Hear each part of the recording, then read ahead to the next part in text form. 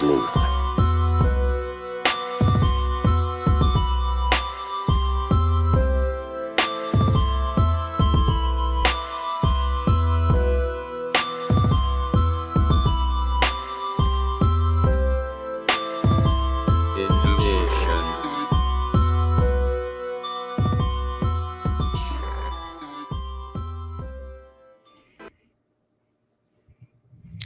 What is up? Welcome to another Sleuth Intuition Live. April 12th, 2022. Can you believe that? That is insane. So today, we basically are going to go into an abandoned FBI warehouse. We're going to find the darkest corner, and we're going to dig into the dustiest true crime archive crate they have available. And this is what I found here. Some I've never seen before. Others, we're most likely going to be familiar with. It's pretty mainstream. Probably chapter 6 of every serial killer book ever written. But some of these, some of them are new to me. Some of these are bulletins from the FBI. So I figured, hey, if I'm going to be digging into the crate, might as well show you guys. So I'm not going to go in any particular order. So there's going to be no rhyme or reason to this.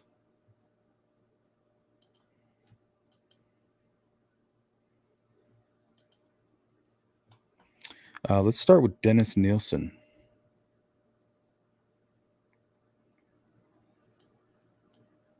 Now, Dennis Nilsen, referred to as the Scottish Killer, apparently. He's killed at least 12 people.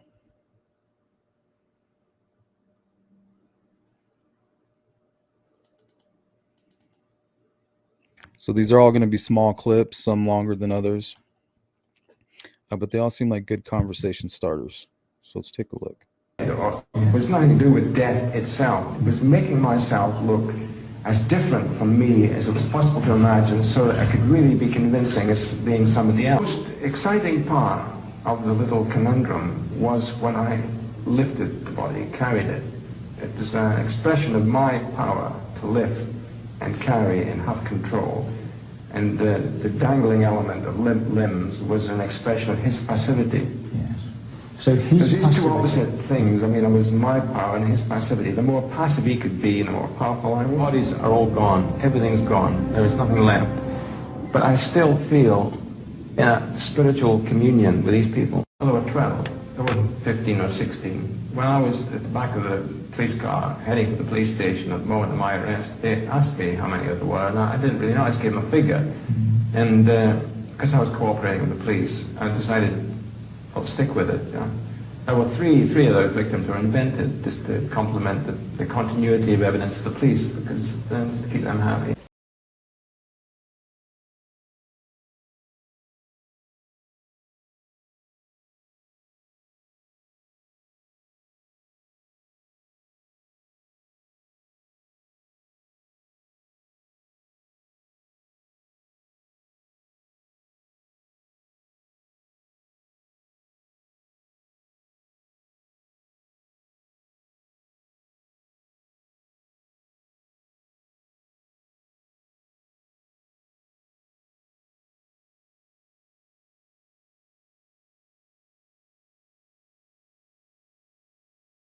Kitchen floor. I'd go out and be sick outside in the gardens. What sort of preparation would you have to make for that? Preparation? Well, if you were simply to bring these young men's bodies into your kitchen and start to dismember them, that's going to leave an awful mess. That doesn't leave a mess. Why should it leave a mess? Well, it could, couldn't it? No, it doesn't. It doesn't leave a mess. You see, when people in death situations where a knife is involved, There's a lot of blood flying around. I'm about to stab you right now. You can stab me. The heart is pumping away there. There'll be blood splashing all over the place. Funny enough, in a dead body, there's no blood spurts or anything like that. It congeals inside and forms part of the flesh and it becomes like anything in a butcher's shop. There's little or no blood. So there's no problem with... Yeah, it's like it doesn't even matter. Plastic bags that you have, dustbin liner, you slip What one of mess? those so it What are you forms talking kind of a about? sheet.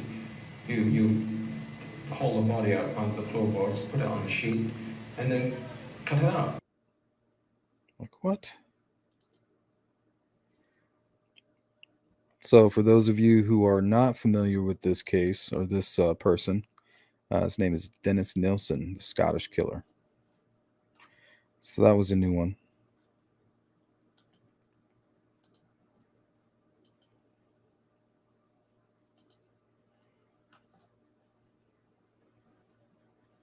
And this is an interview with FBI supervisor, Special Agent Mark Hilt.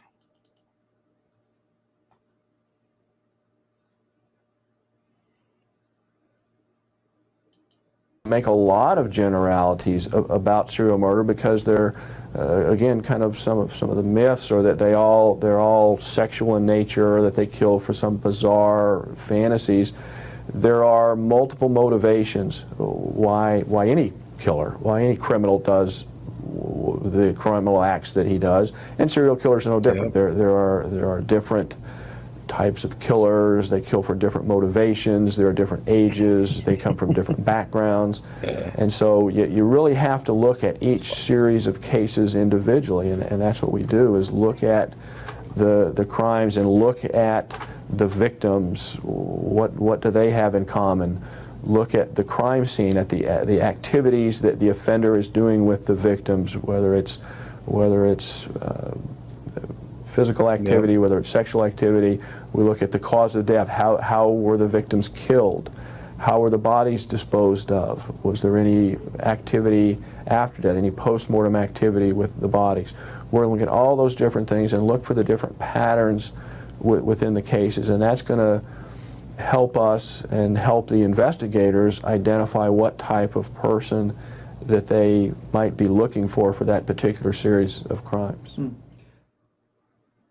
What's up, Captain? Welcome. We're digging in the crates today.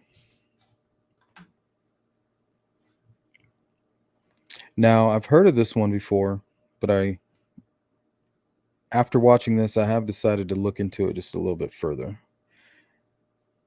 The Casanova Killer. How many of you heard of that one?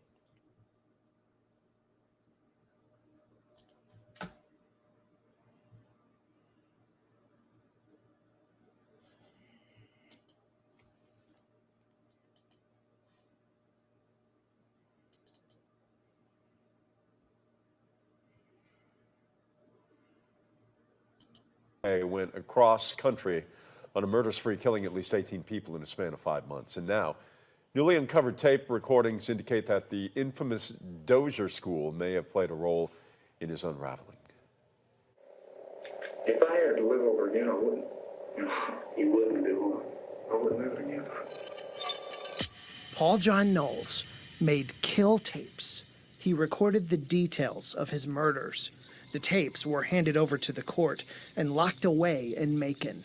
According to investigators, both fire and a flood damaged countless court records.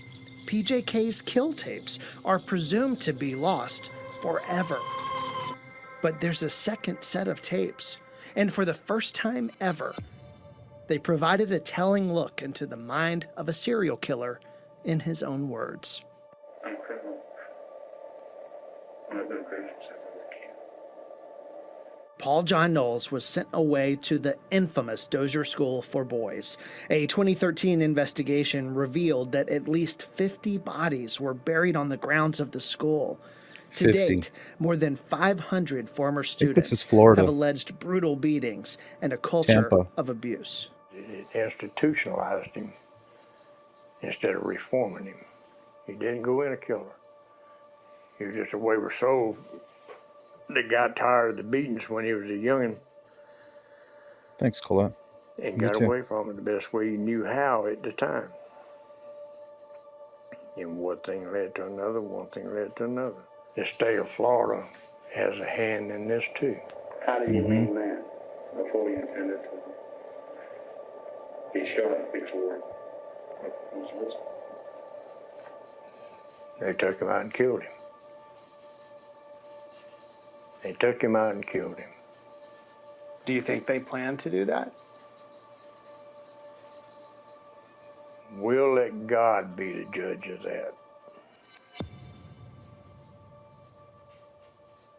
We'll let God be the judge of that. From abuse at home to being in and out of reform schools, our 11 Alive team Atticus found even more insight on those tapes. Crazy. To hear more about what Paul John Knowles had to say and his brother's tape on what went wrong, head over to 11 Alive's YouTube to watch the full documentary, The Casanova Killer.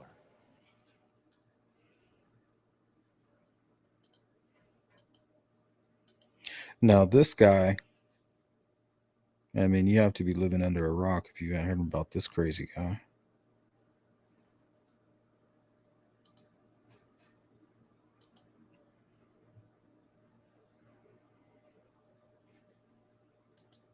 In ninth grade, in biology class, we had the usual dissection of fetal pigs, and I took the remains of that home and kept the skeleton of it, and I just started branching out.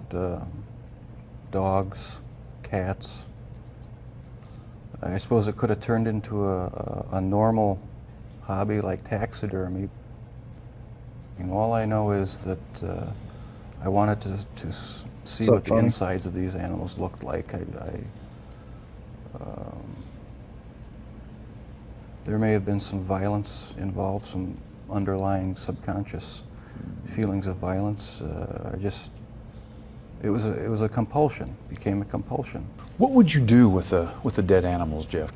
Take them back in the woods, skin them sometimes, slit them all the way open, look at the organs, feel them. Can you describe what you were thinking? It was just mystifying to me how the insides of the animal looked. What? There was a sort of general excitement for me. I don't know why. It was exciting to see. I was drinking a lot during that time, and just I don't know, looking for something some way to find some fulfillment, some pleasure. And I acted on my fantasies. Worst of the worst. That's where everything went wrong. Did you ever tell yourself, I have to stop this? I must stop doing this? Yes. When it was going on? After the second time, it seemed like the compulsion to do it was too strong, and I didn't even try to stop it after that. But before the second time, things had been building up gradually, going to bookstores, going to the bars, the gay bars, bath clubs. When that wasn't enough, buying sleeping pills and using it on various guys in the bath clubs. It just escalated slowly but surely. And after the second time, which was later, Kathy, not planned, it was out of control. Felt like it was out of control. Yeah, were you relieved to be arrested? Part of me was, and part of me wasn't. Explain. I don't know. It's like I don't believe I have a split personality, but you know the feeling where you're sort of glad about something, but on the other hand you're not. That's how it was. It was a relief not to have to keep such a gigantic secret that I had kept for so many years. And once I saw that I had no choice but to face it, I decided to face it head on and make a full confession. So I am glad that the secrets are gone. Wow. So that's all he's relieved about. Man, it's all about him.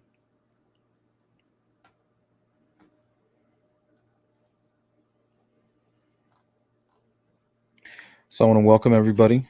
Thanks for hanging out. This one's going to be pretty quick. I mean, some of these other videos are pretty long. So, I mean, I'll try to make it as quick as possible. But, I mean, it should be pretty interesting. I watched all of these at least once, captured them.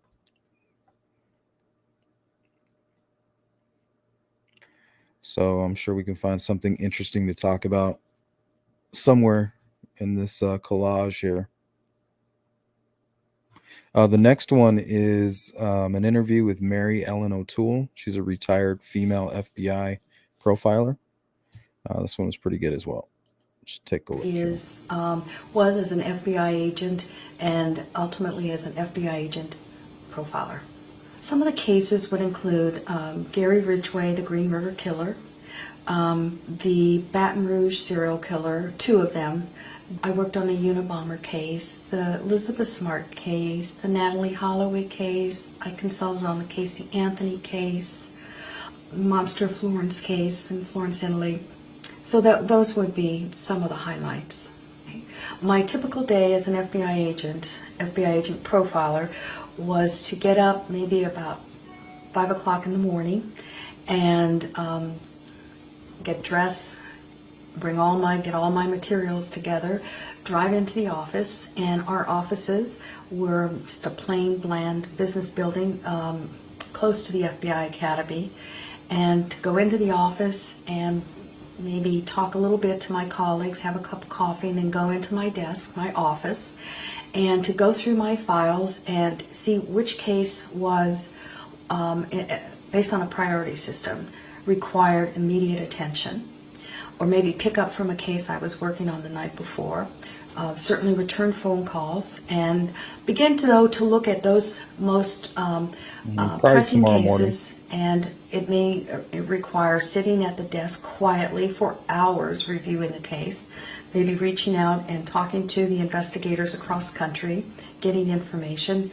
It may mean having a consultation with visiting police officers that travel to Quantico to sit down and talk about a case, but constantly reviewing cases, gathering information, and giving assessments, both in person and on the phone. And my days would last upwards of 10 hours.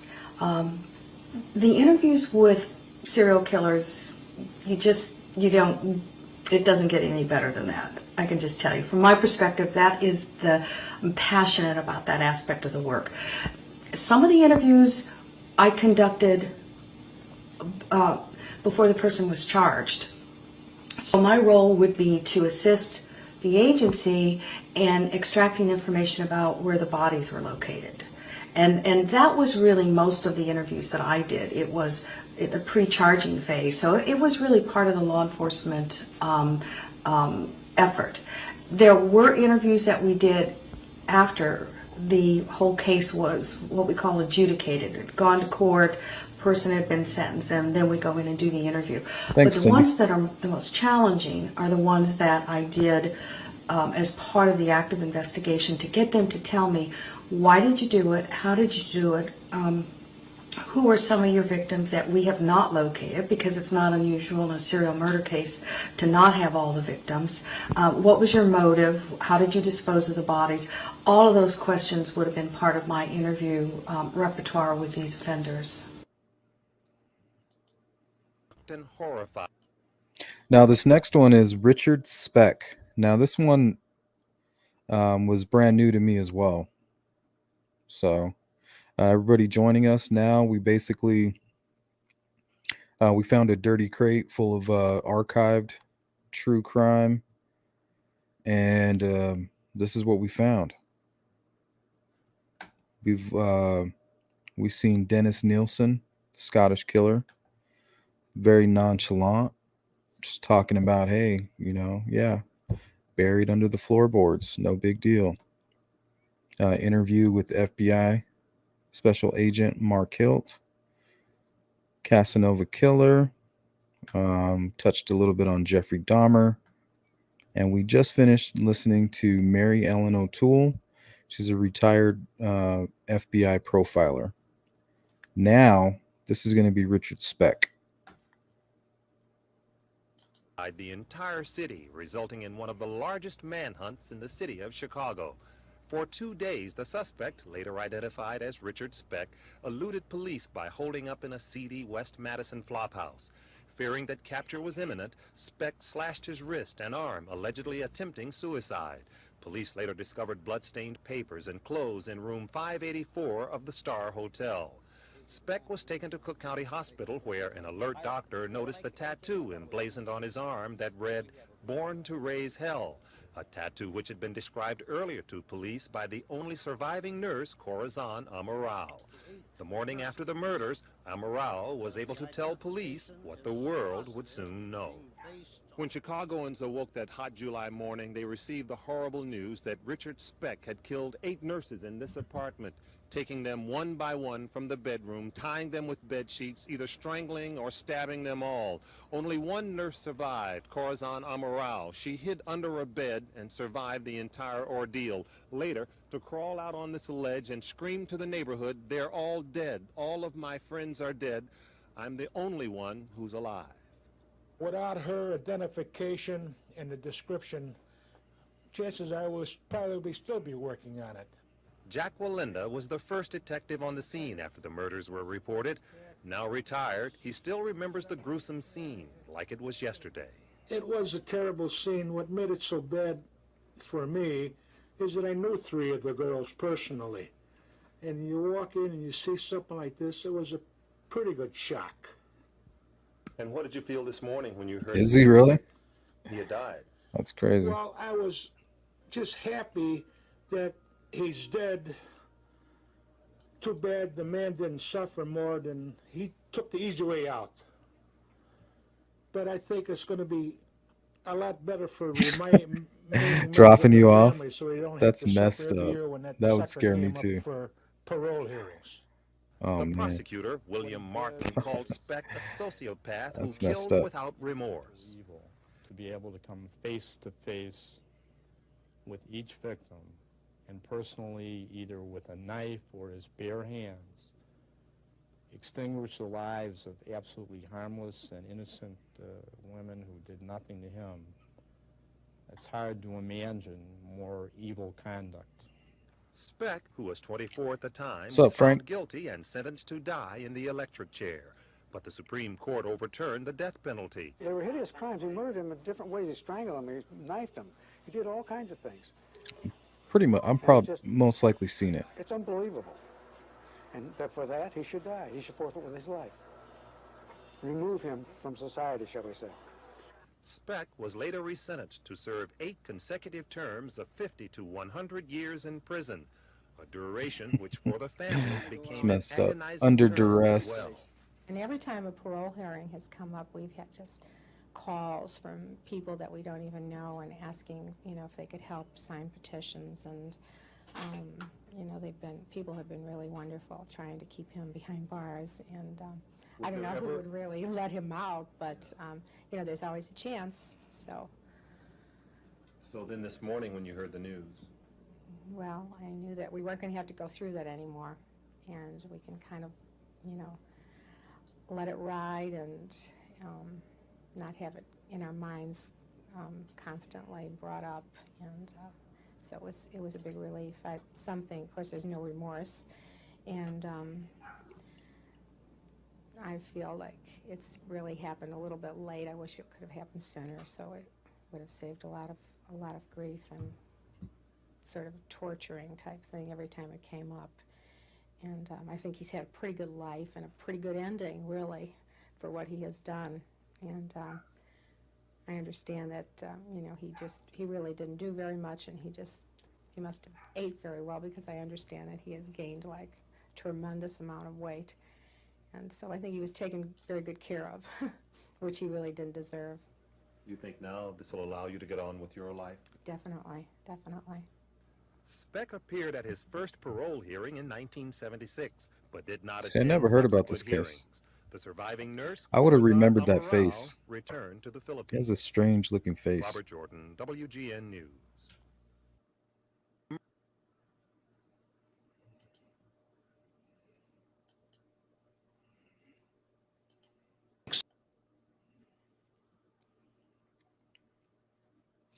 This next little clip is about, I guess, secret Gacy tapes. Most of them I've heard, but I still thought it was interesting. So. Exclusive, the secret Gacy tapes. Never before heard conversations involving John Wayne Gacy. The notorious serial killer discusses his crimes, his victims, and his feelings with his lawyers in the months just after his arrest. Here's Phil Rogers.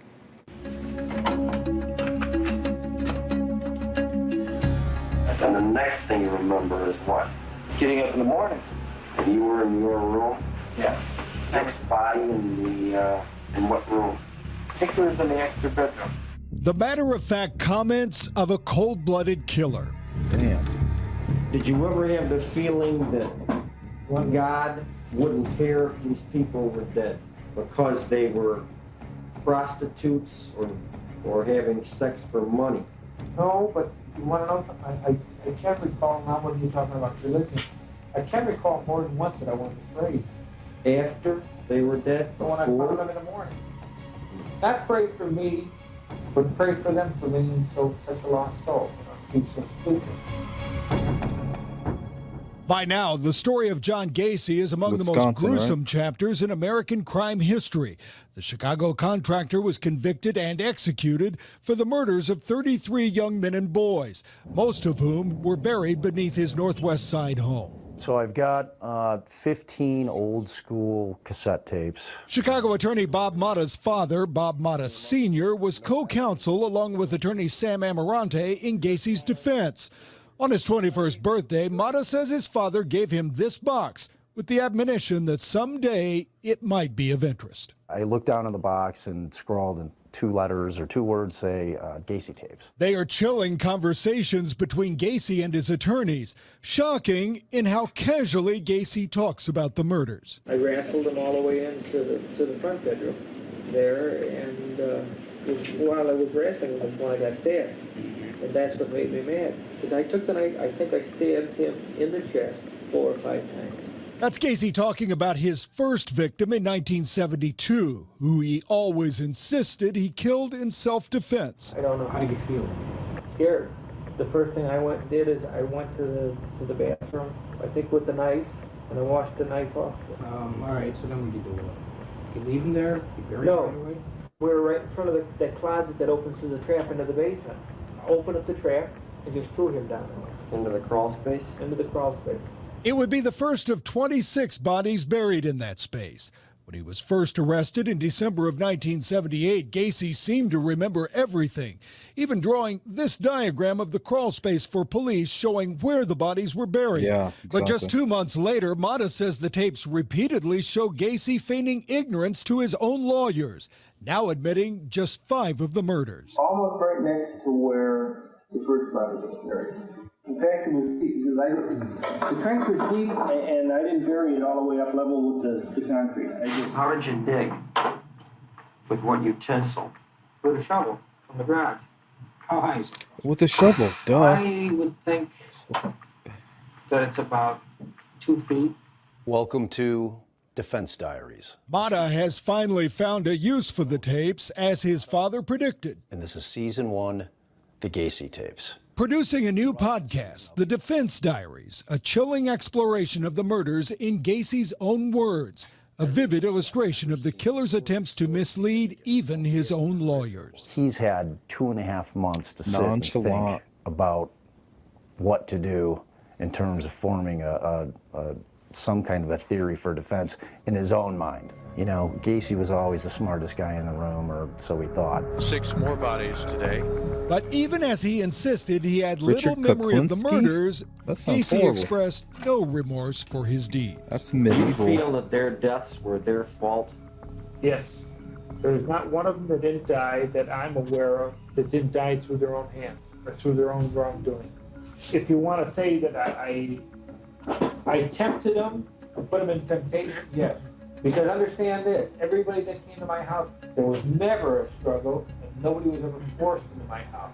Everybody came to my house willingly, understandingly, and knowingly This guy's what nuts. was going on. The first episode of Bob Motta's Defense Diaries podcast is online now, and we have much more about the secret Gacy tapes on our website, NBCChicago.com. Phil Rogers. Crazy. Secret Gacy tapes. It's like nothing. Like, that's how crazy he is. He expects everybody to be expecting the ultimate punishment. You know what I mean? Like, death is the ultimate punishment. That's the end of the world, you know, for you as a person. You know, that is the end of the world, you know, death.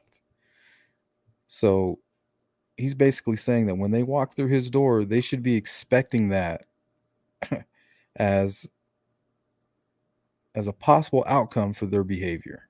Like, that's how crazy this guy is. Now, this next one, though, it's kind of a treat. It's old. I had to dig a little bit to the back of the crate, kind of dust this one off, but still interesting. Let's take a look. Robberies and jailbreaks. John Dillinger had become a nationally known criminal. Law enforcement across the country were looking for him. We had been tracking him for a while, had a couple of near misses where we had almost had him, but he got out just in time.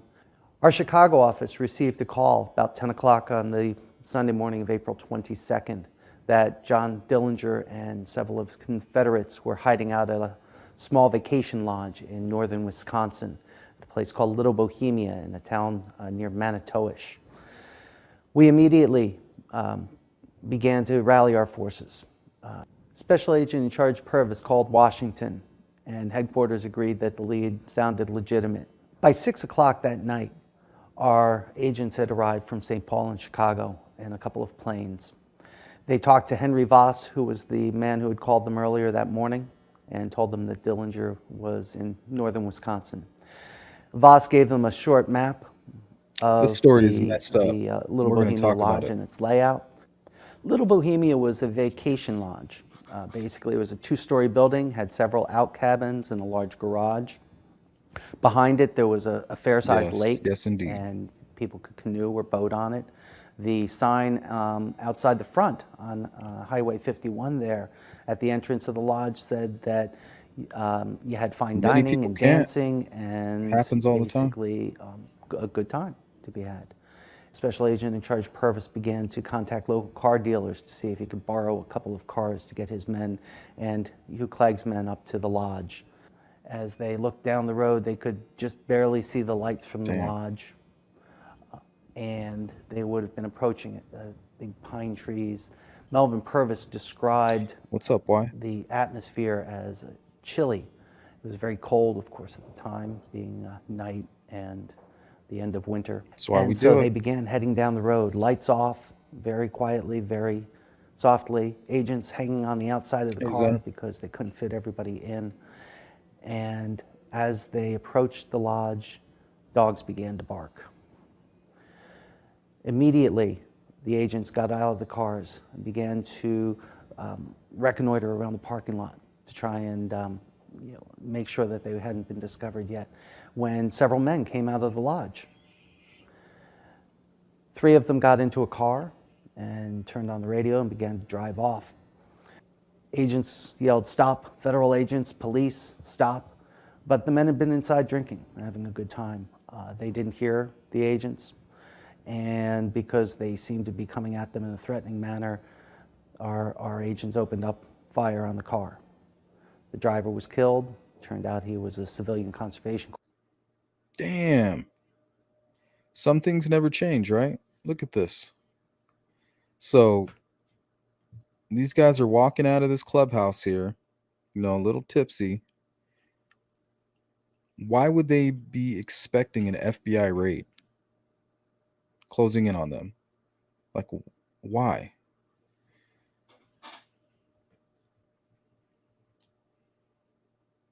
Yeah, that's super tragic. Because they seemed to be coming at them in a threatening manner, our agents opened up fire on the car. The driver was killed. Turned out he was a civilian conservation corps worker. Dillinger and his Confederates were upstairs in the lodge on the second floor, began firing out one of those windows there while our agents ducked for cover and to try and get a better place to defend themselves and to fire back.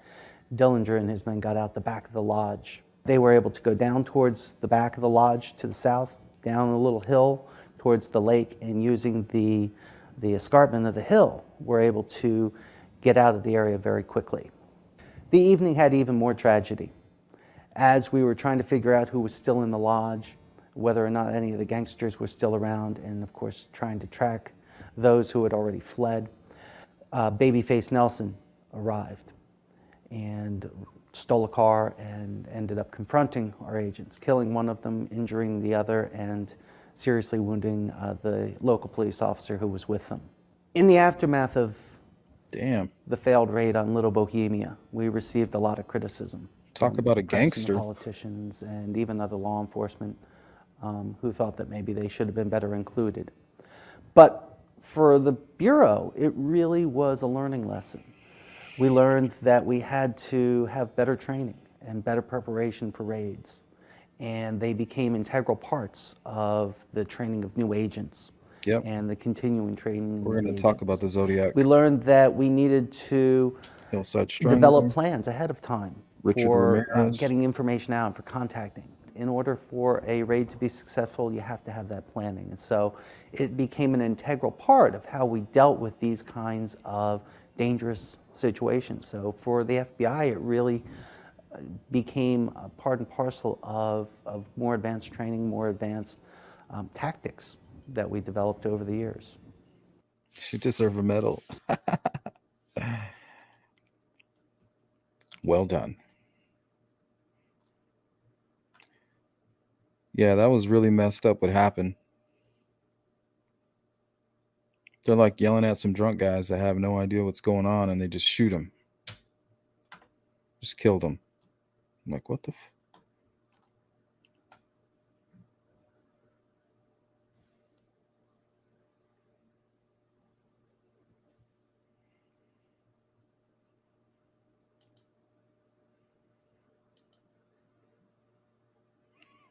Damn right.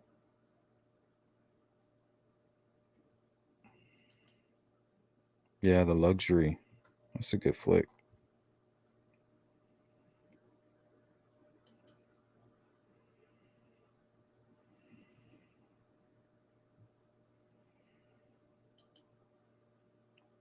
Yep, that's true. Yeah, I got stuck in a little rabbit hole on that one. All right, this next one is called the Malibu Grand Prix Murders. Happened in Houston, Texas. You guys heard of that?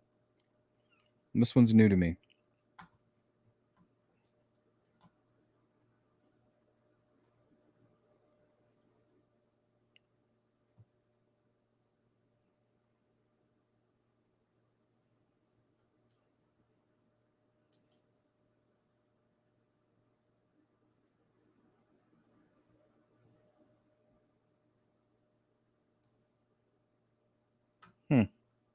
They probably got like museums with his stuff in it. That bank has got to be historic.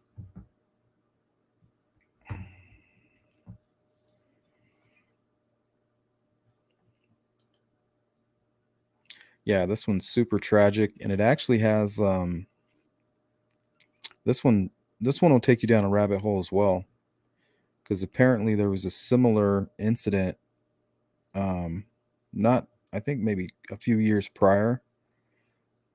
So it kind of drags you in, you know, you're like, so might spend some time talking about this one. It's like a murder mystery, really.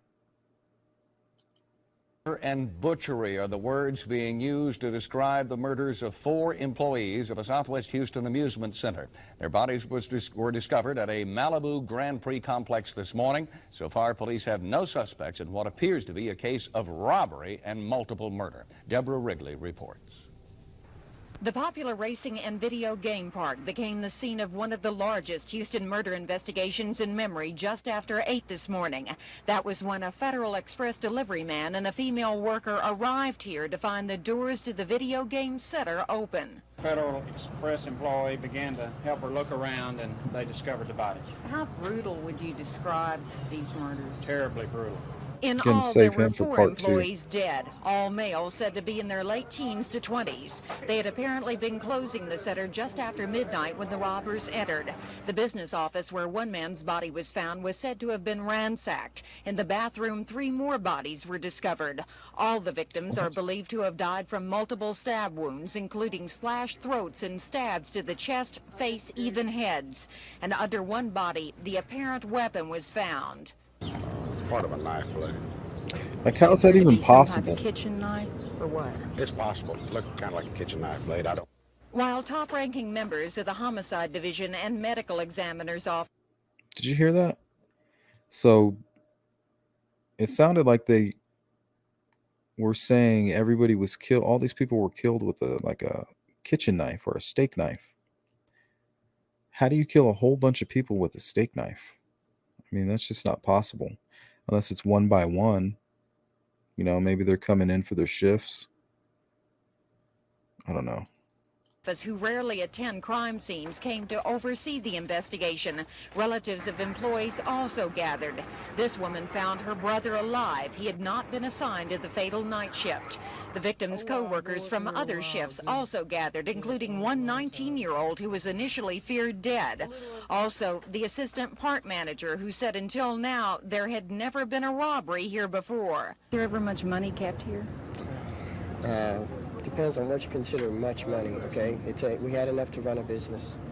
That's basically it, but not anything to warrant this sick workings, you know? I don't think that,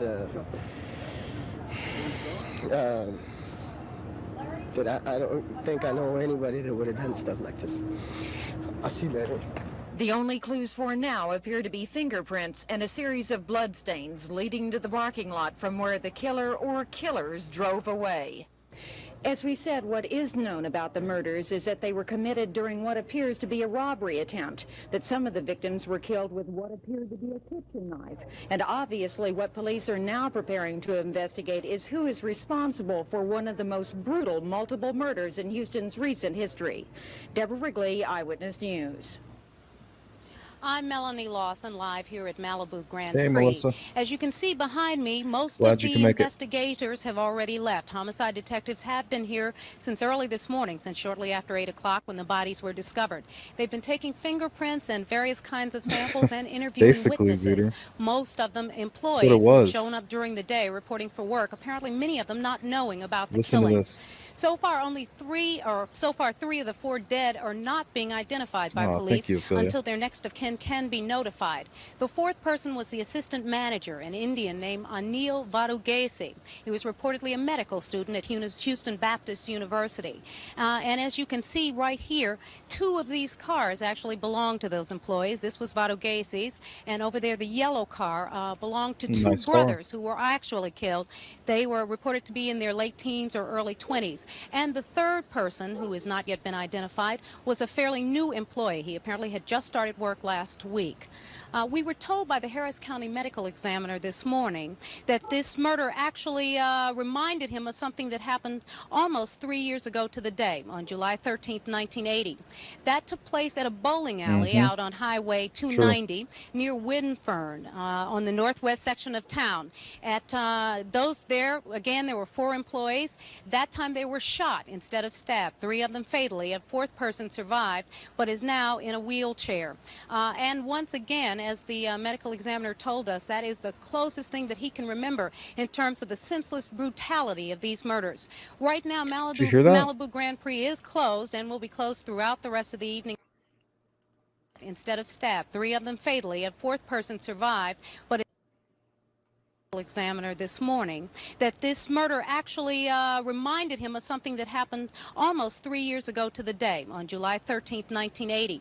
That took place at a bowling alley out on Highway 290 near Winfern on the northwest section of town.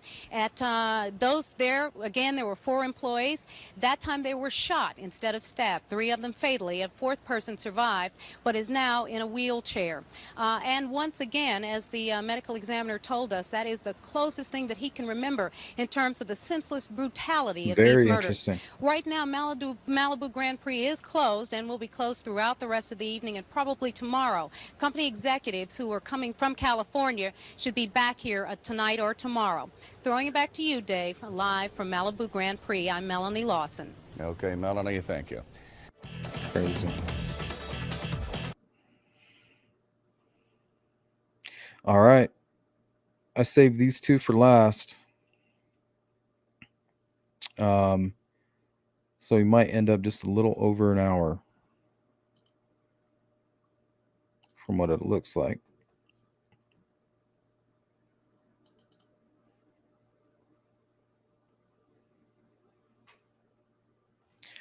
Yeah, that's crazy, huh?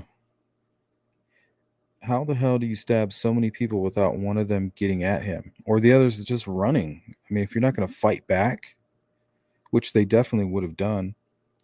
They said they were all teen men. The only way this, to me, in my mind, is you tied them all up at gunpoint and then stabbed them each. Or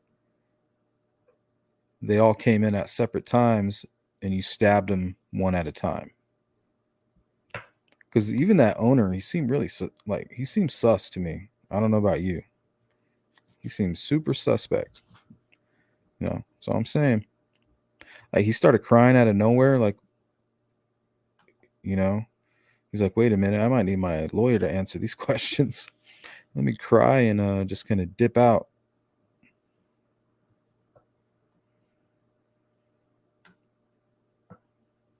So I wonder if he's connected to the bowling alley. That's what I'm going to look into.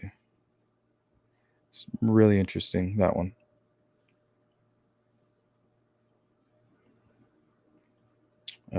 This is one of the victims of the Zodiac Killer. Now, this is some really old footage. The first part doesn't even have audio. So just so you guys are aware, there's nothing wrong with your audio. It'll kick in probably about 5 minutes in, I believe.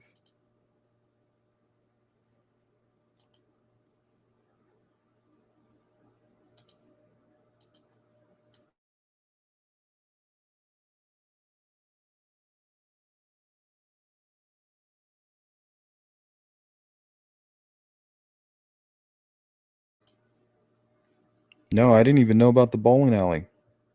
So you got this Malibu place. You got a bowling alley.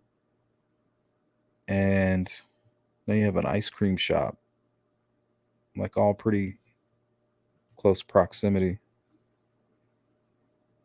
Yeah, I'm definitely looking into this one.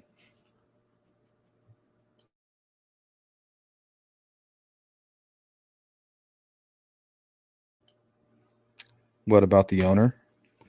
Yeah, he seems super suspect. Like, he didn't even ask him. He's like, I don't know anybody who would do this. The guy, you know, in my mind, I was like, he didn't ask you that.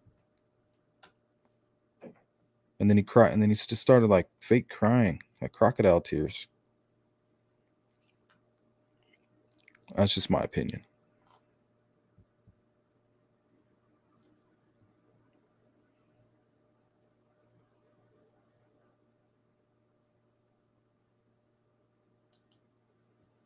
Crocodiles.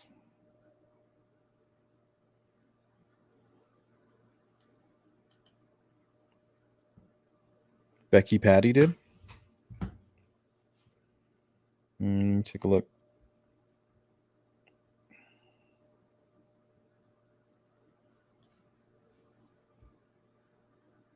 Is it the one where she's like talking about Anthony Shots?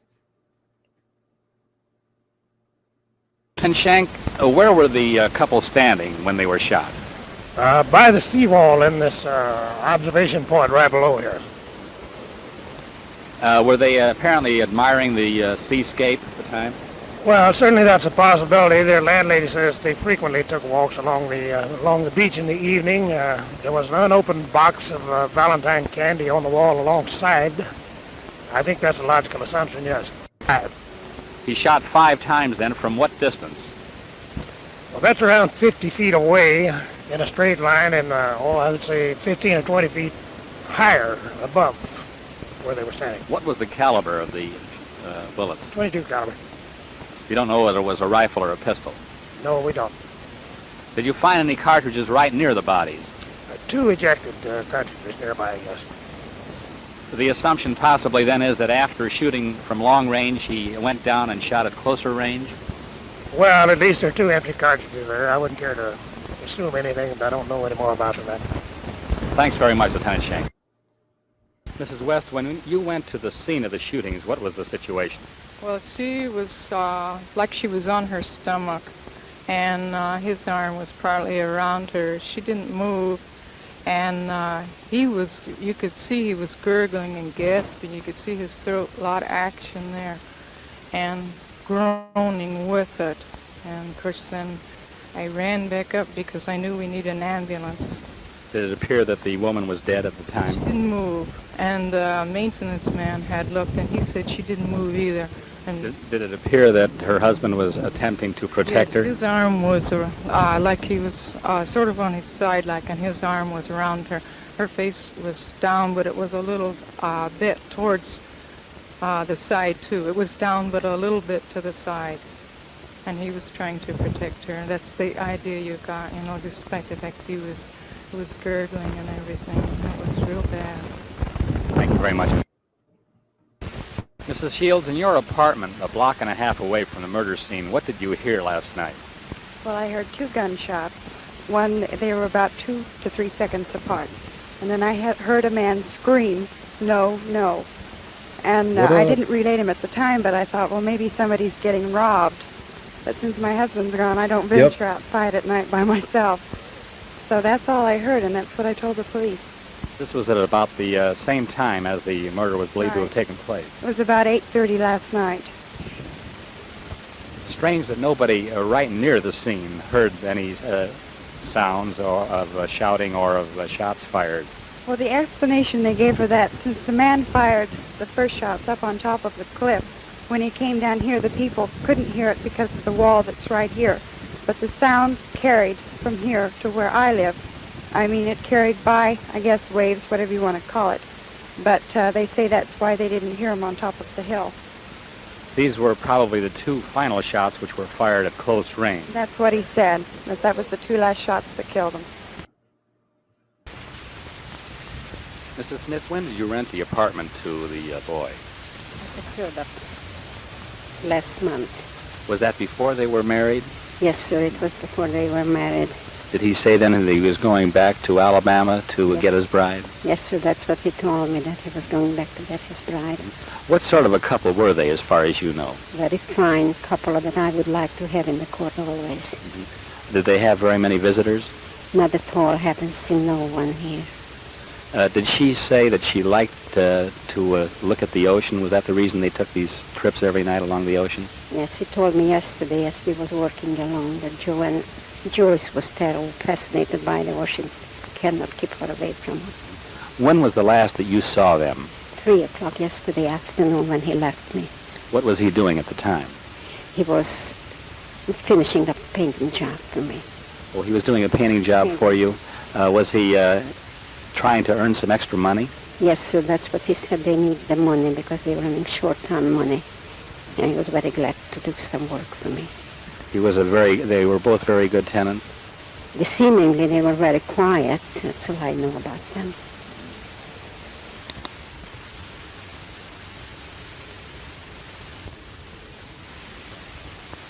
Did he say that they were Did he say that they were childhood sweethearts back in Alabama? Yes, sir, he mentioned that to me.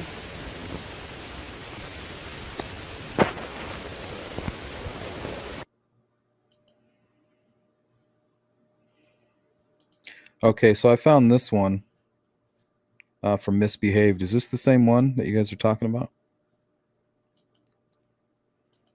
I have one more video I was going to play, but I figured I'd just play this one first.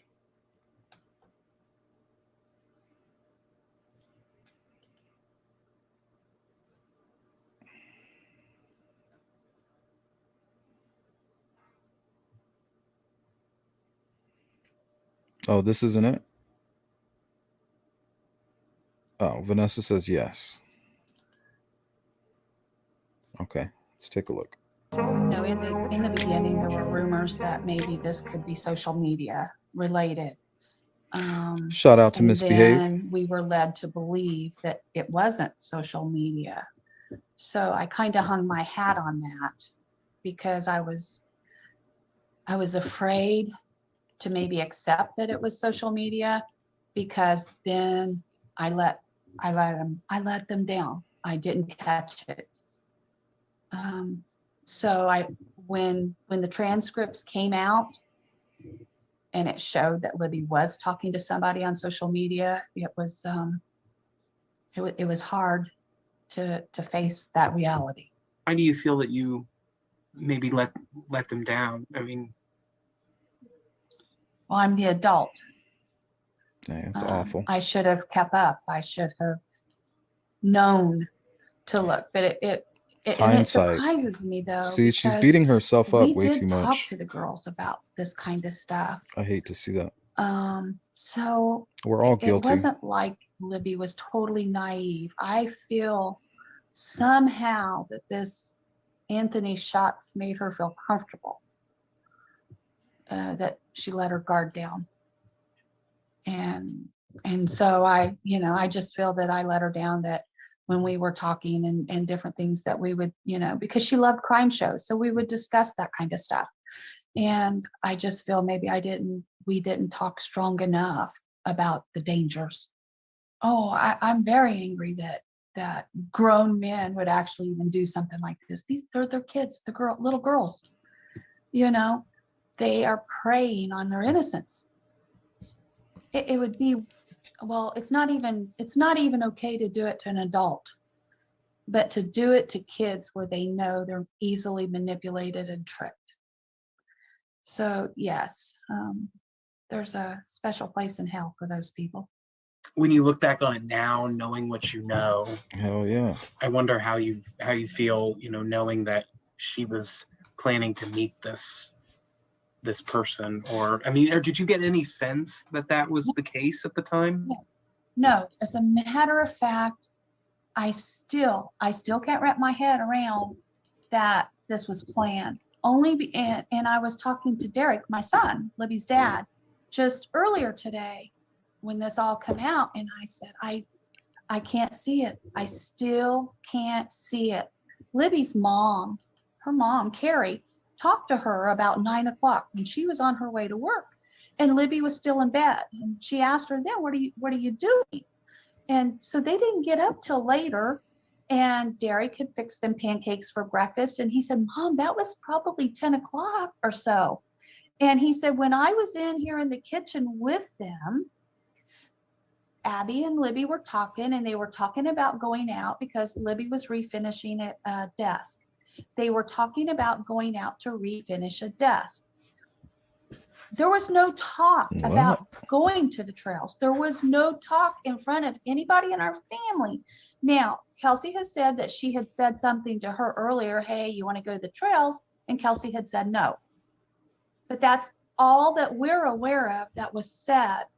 And so when Derek left, because Libby had come out there and I had told her that I had some filing that she could do that, and then we could go somewhere later. So instead of working on the desk, they started filing for me. And when Derek left, that's what Libby was doing. Nothing at that point in time was ever said about going to the trails. What? So, and in that transcript, it says Anthony Schatz was the last one to talk to Libby. I don't know what could have been said, whatever, because as far as our family knows and the way things went that day, there was no plans. And Libby was in my office sitting on the floor. We had just gotten a puppy a couple of weeks before, and she was sitting in there on the floor playing with the puppy a little bit while we were getting some more files out. And that's when Kelsey come in and said, hey, I'm going to my boyfriend's house before I go to work. And that's when Libby jumped up and said, hey, would you take us to the trails? And Kelsey said, yeah, but you'll have to get a ride home. And that's when she asked me, and I said I couldn't. So then it was when she called her dad.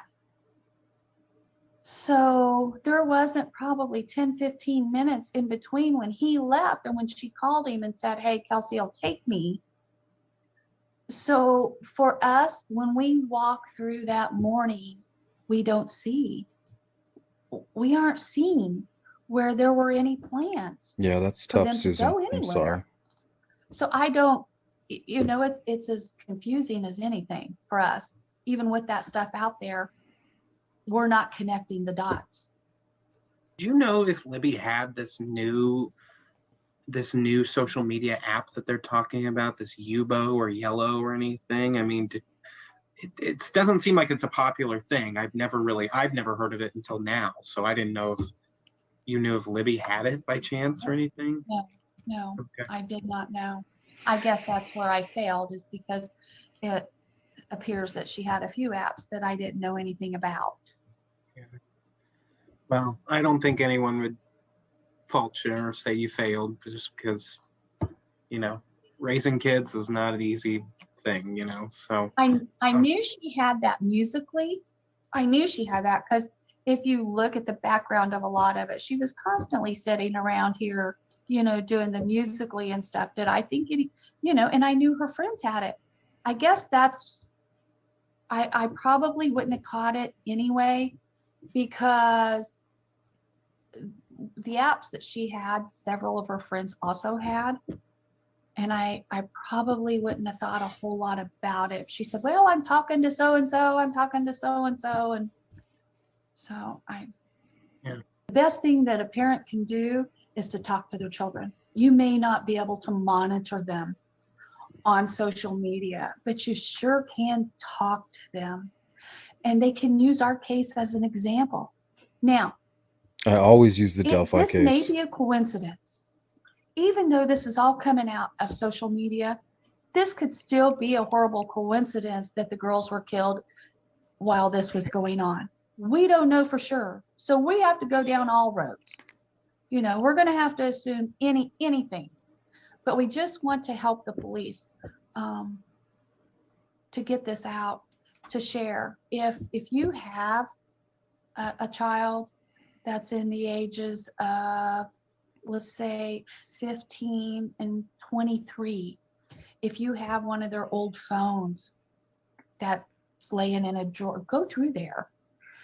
Talk to your That's a good idea. teens, your young adults now, because they would have been that age. Did you ever talk to somebody on here? Did you ever use this? If they remember, I talked to somebody, turn it in, even if they can't remember it was him. It's a possibility that they talked to him and didn't realize they talked to him, but somebody kind of gave him the creeps. So, just talk to your children in this age range and talk to your kids. If they're going to get a phone, just let them know that there's predators out there that who you think may not be.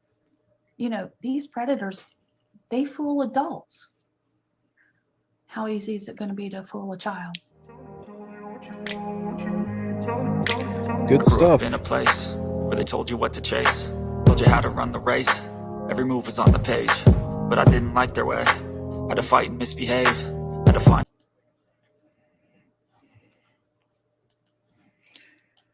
Well, guys, we're at the hour mark. That's all the time I have. Thanks for hanging out.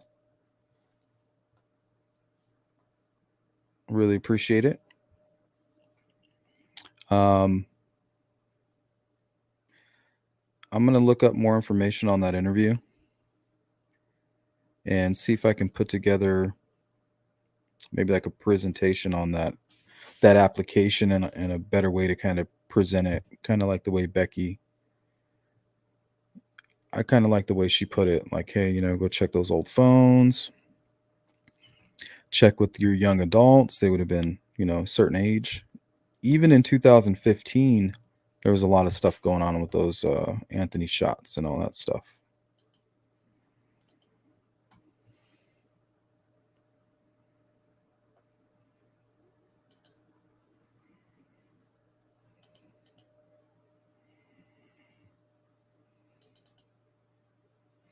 All right, guys. Well, I'm going to check out. Have a good rest of your night. Take care. Smooth.